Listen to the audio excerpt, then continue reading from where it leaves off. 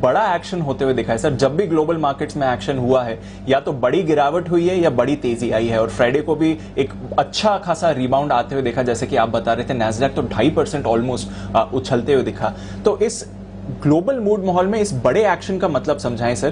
क्या ये संकेत दे रहा है कि आगे वॉलेटिलिटी बढ़ सकती है? क्योंकि थर्सडे को हमने देखा कि जो यूएस का विक्स था वो 18% ऊपर गया था सर। हाँ दीप, मुझे लगता है कि ग्लोबल मार्केट्स में थोड़ा जो उतार चढ़ाव हुआ है वो दोनों तरफ के एक्शन की तरफ इशारा कर रहा है। और जो हम पिछले हफ्ते भी बात कर रहे थे कि इस वक्त अमेरिकी बाजारों में दो तरह के फंड में, जैसे एक वो जो अब से 3 साल के लिए अप्रोच लेकर बैठे हैं और अब भी 3 साल के लिहाज से ये मानकर चलते हैं कि इकोनॉमिक रिकवरी जो आती दिख रही है, कंपनी की कमाई जो बढ़ती हुई नजर आ रही है, उसको देखते हुए आपके लिए अभी भी इक्विटी में के मुकाबले में ज्यादा पैसे बनाने के मौके हैं। एक वो नजरिया है। दूसरा नजरिया ये है कि ब्याज दरें बॉटम हो चुकी है, इन्फ्लेशन जिस तरह से बढ़कर आ रहा है, कभी भी आप बॉन्ड यील्ड बढ़ते हुए देखेंगे और उसके बाद इवेंचुअली फेड की बयानों में जो थोड़ी सख्ती आती हुई नजर आएगी और हो सकता है साल के अंत तक जाते जाते आपको ब्याज दरें बढ़ने के क्लियर कट संकेत आते हुए दिखेंगे। भले इस साल बढ़े ना, लेकिन कब से बढ़ेंगी उसके साफ संकेत आते हुए दिखेंगे। और ऐसे में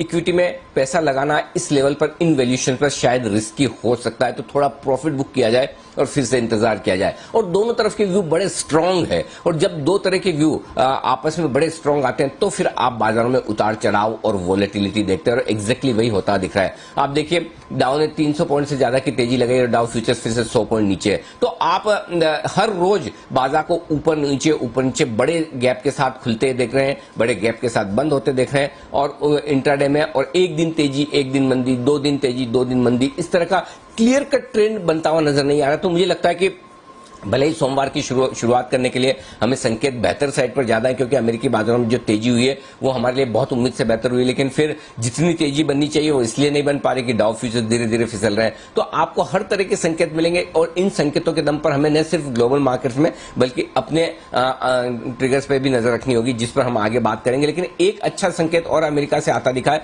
वो मैं ये कहूंगा कि दीप बड़ा बोल्ड फैसला है अमेरिका के सीडीसी का कि जिन लोगों ने दोनों वैक्सीन लगा ली है अमेरिका में, उन्हें अब मास्क पहनने की जरूरत नहीं, वो पब्लिक प्लेस में बिना मास्क के घूम सकते हैं। ये वाकई में दुनिया भर में बाकी कई देशों में जिस तरह से कोरोना की हालत है उसको देखते हुए अमेरिका ने बड़ा फैसला लिया है। और मैं यही सोच रहा था जब ये मैं पढ़ रहा था कि ये फैसला अमेरिका में हो चुका है, तो मेरे सबसे पहले मेरे दिल में दिमाग में जो बात आई वो ये थी दीप की पता नहीं हमारे यहाँ ऐसा कब होगा, कितना वक्त लगेगा। उस दिन का इंतजार है जब आप हम आराम से बिना मास्क के घूमेंगे, खुले घूमेंगे, लोगों से मिलें जुलें, आराम से ऑफिस आए, काम करें।